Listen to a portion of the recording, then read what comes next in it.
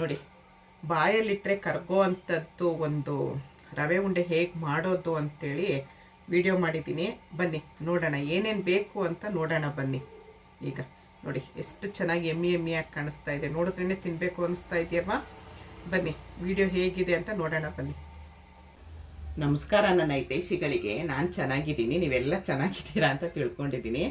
ಶಿವರಾತ್ರಿ ಹಬ್ಬ ಹತ್ರ ಬಂತು, ಅದಕ್ಕೆ ಶಿವರಾತ್ರಿಗೆ ರವೆ ಉಂಡೆ ಮತ್ತು ಅಕ್ಕಿ ತಂಬಿಟ್ಟು ಸ್ಪೆಷಲ್ಲು. ನಾನಿವಾಗ ಒಂದು ರವೆ ಉಂಡೆ ಮಾಡೋದು ತೋರಿಸ್ತಾ ಇದ್ದೀನಿ. ನಮ್ಮ ಮನೇಲಿ ಸ್ವಲ್ಪ ಸ್ವೀಟು ಜಾಸ್ತಿ ಉಪಯೋಗಿಸೋದು. ನನ್ನ ಮಗಳು ರವೆ ಉಂಡೆ ತಿನ್ನಲ್ಲ, ನನಗೊಬ್ಳಿಗೋಸ್ಕರ ಮಾಡ್ಕೊತಾ ಇದ್ದೀನಿ, ಜೊತೆಲಿ ನಿಮಗೂ ಅಷ್ಟೇ. ಬನ್ನಿ ಹೇಗಂತ ಮಾಡೋದು ನೋಡೋಣ, ಏನೇನು ಬೇಕು ಅಂತೇಳಿ. ಮತ್ತು ನನ್ನ ಚಾನಲ್ನ ಇನ್ನೂ ಯಾರು ಸಬ್ಸ್ಕ್ರೈಬ್ ಮಾಡಿಲ್ಲೋ ಪ್ಲೀಸ್ ಸಬ್ಸ್ಕ್ರೈಬ್ ಮಾಡಿ. ವಿಡಿಯೋ ಹಾಗೆ ಸಬ್ಸ್ಕ್ರೈಬ್ ಮಾಡದೆ ವಿಡಿಯೋ ನೋಡ್ತಾ ಇರೋರು ದಯವಿಟ್ಟು ಸಬ್ಸ್ಕ್ರೈಬ್ ಮಾಡಿ ವಿಡಿಯೋ ನೋಡಿ ಅಂತ ಹೇಳೋಕ್ಕೆ ಇಷ್ಟಪಡ್ತೀನಿ. ದಯವಿಟ್ಟು ಇದೊಂದು ಮನವಿ ನಂದು. ಈಗ ಏನೇನು ಬೇಕು ಅಂತ ಫಟಾಫಟ್ ಅಂತ ನೋಡೋಣ ಬನ್ನಿ. ನೋಡಿ, ಒಂದು 1/4 kg ಆಗೋಷ್ಟು ನಾನು ಮೀಡಿಯಮ್ ರವೆ ತೊಗೊಂಡಿದ್ದೀನಿ. ಬಾಂಬೆ ರವೆ ಅಂತಿರಲ್ಲ ಅದು ತೊಗೊಂಡಿದ್ದೀನಿ. ಅದರಲ್ಲಿ ತುಂಬ ಚೆನ್ನಾಗಿ ಬರುತ್ತೆ. ಒಬ್ರೊಬ್ರು ಚಿರೋಟಿ ರವೆಯಲ್ಲಿ ಮಾಡ್ತಾರೆ, ನಂಗೆ ಚಿರೋಟಿ ರವೆದು ಅಷ್ಟು ಇಷ್ಟ ಆಗಲ್ಲ. ಬಾಂಬೆ ರವೆ ತೊಗೊಂಡಿದ್ದೀನಿ. ಅಷ್ಟೇ ಸಕ್ಕರೆ ಹಾಕ್ಕೊಂಡ್ರೆ ತುಂಬ ಸ್ವೀಟ್ ಆಗುತ್ತೆ, ತಿನ್ನೋಕ್ಕಾಗಲ್ಲ. ಇಷ್ಟು ಒಂದು ಸ್ವಲ್ಪ ಕಡಿಮೆ ಸಕ್ಕರೆ ಹಾಕ್ಕೊಂಡ್ರೆ ಒಂದು ತಿನ್ನೋರು 4 ತಿನ್ಬೋದು, ಅಷ್ಟು ಚೆನ್ನಾಗಿರುತ್ತೆ. ಸ್ವಲ್ಪ ಸ್ವೀಟ್ ಕಡಿಮೆ. ಮತ್ತು ಇದು ಏಲಕ್ಕಿ ಪುಡಿ, ನಂದು ಒಂದು ರೆಸಿಪಿ ಇದೆ ನೋಡಿ ನನ್ನ ಚಾನಲಲ್ಲಿ, ಏಲಕ್ಕಿ ಪುಡಿ ಇತ್ತು.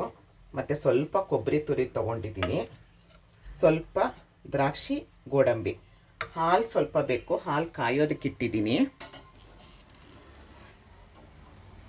ಹಾಲು ಕಾಯ್ತಾ ಇದೆ. ಹಾಲು ಬಾಣಲಿ ಇಟ್ಕೊಳ್ಳೋಣ, ಸ್ಟವ್ ಅಂಟಿಸ್ಕೊಳ್ಳೋಣ. ಅದು ಮಾಮೂಲಿ ಹೇಳಲೇಬೇಕು. ಸ್ವಲ್ಪ ತುಪ್ಪ ಬೇಕು, ಬೇಗ ಆಗುತ್ತೆ. ನೀವು ಯಾರಾದರೂ ನೆಂಟರು ಬಂದ್ರೂ ಅವ್ರ ಹತ್ರ ಮಾತಾಡ್ತಾ ಇದ್ದಂಗೆ ಬೇಗ ಮಾಡಿಬಿಡ್ಬೋದು, ಅಷ್ಟು ಈಸಿಯಾಗಿ ಚೆನ್ನಾಗಾಗುತ್ತೆ. 2 ಸ್ಪೂನ್ ಆದರೆ ಸಾಕು. ನಾವು GRB ತುಪ್ಪ ಬಳಸೋದು, ನಮ್ಗೆ ಅದೇನೋ ಅದು ತುಂಬ ವರ್ಷದಿಂದ ಅದು ಇಷ್ಟ ಆಗೋಗಿದೆ.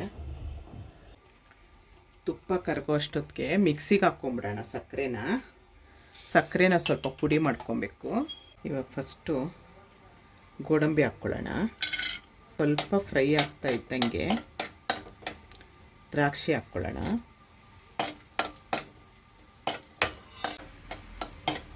ನೋಡಿ, ರವೆ ಹಾಕ್ಕೊಳ್ಳೋಣ. ಈಗ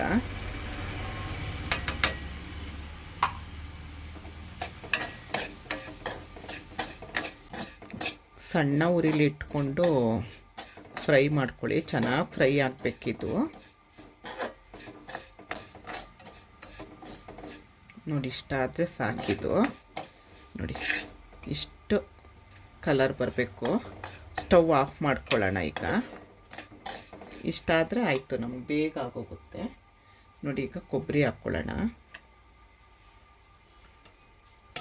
ಕೊಬ್ಬರಿ ಹಾಕ್ಕೊಳ್ಳೋದು.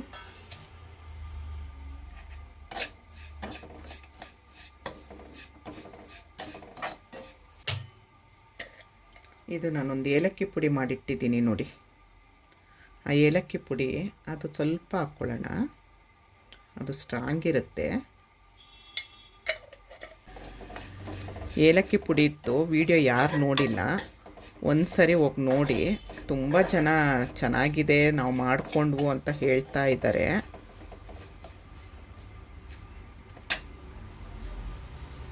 ಈಗ ಈ ಹಂತದಲ್ಲಿ ಸ್ವಲ್ಪ ತಣ್ಣಗಾದ್ಮೇಲೆ ಸಕ್ಕರೆ ಹಾಕೋಣ. ಸಕ್ಕರೆ ಪುಡಿ ಮಾಡಿ ಇಟ್ಕೊಂಡಿದ್ವಲ್ಲ ನಾವು, ಸ್ವಲ್ಪ ಮಿಕ್ಸ್ ಮಾಡೋಣ. ನೋಡಿ,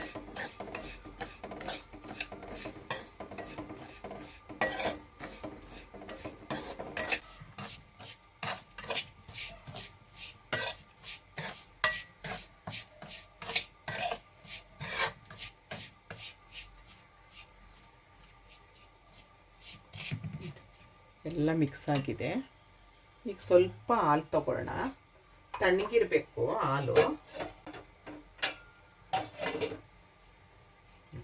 ಸ್ವಲ್ಪ ಹಾಕ್ಕೊಳ್ಳಿ, ಮಿಕ್ಸ್ ಮಾಡ್ಕೊಳ್ಳಿ. ತುಂಬ ಹಾಕ್ಬೇಡಿ ಒಂದೇ ಸರಿ, ಸ್ವಲ್ಪ ಹಾಕ್ಕೊಂಡು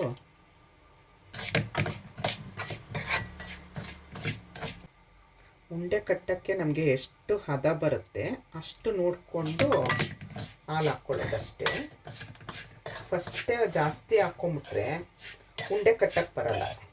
ಅದಕ್ಕೋಸ್ಕರ ತುಂಬ ಚೆನ್ನಾಗಿ ಬರುತ್ತೆ. ನಾನು ಹೇಳಿದ್ದು ಅಳತೆಯಲ್ಲಿ ಒಂದು ಸರಿ ಮಾಡಿ, ತುಂಬ ಚೆನ್ನಾಗಿ ಬರುತ್ತೆ.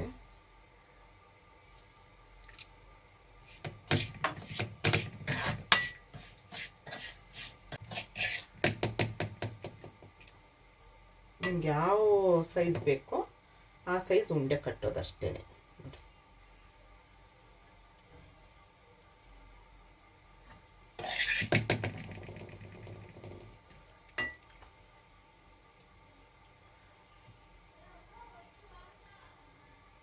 ಬಿಸಿ ಇದ್ದಾಗ ಉಂಡೆ ಕಟ್ಕೊಂಬಿಟ್ರೆ ಅದು ನೀಟಾಗಿರುತ್ತೆ. ನೀವು ತಣ್ಣಗಾದ್ಮೇಲೆ ಕಟ್ಟಕ್ಕೆ ಹೋದರೆ ರವೆ ಎಲ್ಲ ಉದುರುತ್ತೆ.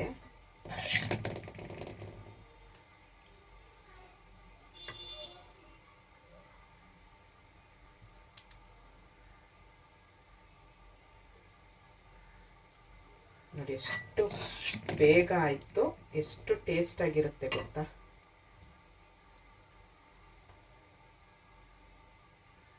ಬಾಯಲ್ಲಿಟ್ಟರೆ ಕರ್ಕೋಗುತ್ತೆ. 12 ಉಂಡೆ ಆಯಿತು. ಎಷ್ಟು ನೀಟಾಗಿ ಎಷ್ಟು ಬೇಗ ಆಗುತ್ತೆ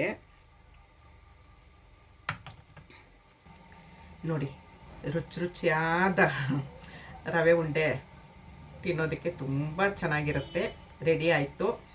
ಬಾಯಲ್ಲಿ ಇಟ್ಕೊಂಡ್ರೆ ಕರ್ಗೋಗುತ್ತೆ, ಅಷ್ಟು ಚೆನ್ನಾಗಿರುತ್ತೆ. ಒಂದು ಸರಿ ನಾನು ಹೇಳಿದ ಮೆಥಡಲ್ಲಿ ಮಾಡಿ ನೋಡಿ, ನೀವೇ ಅಂದ್ಕೊಳ್ತೀರ ವಾವ್ ಅಂತೀರ, ಅಷ್ಟು ಚೆನ್ನಾಗಿರುತ್ತೆ. ಒಂದು ಸರಿ ಮಾಡಿ ಟೇಸ್ಟ್ ನೋಡಿ. ವಿಡಿಯೋ ಫುಲ್ ನೋಡಿ. ಇಷ್ಟ ಆದರೆ ಒಂದು ಲೈಕ್ ಮಾಡ್ತೀರಾ ಅಂತ ಅಂದ್ಕೊಂಡಿದ್ದೀನಿ. ವಿಡಿಯೋ ನೋಡೋರೆಲ್ಲ ಒಂದು ಲೈಕ್ ಮಾಡಿ. ಇಷ್ಟೊತ್ತು ನಾನು ವಿಡಿಯೋ ನೋಡಿದ್ದಕ್ಕೆ ತುಂಬ ಧನ್ಯವಾದಗಳು. Thank you.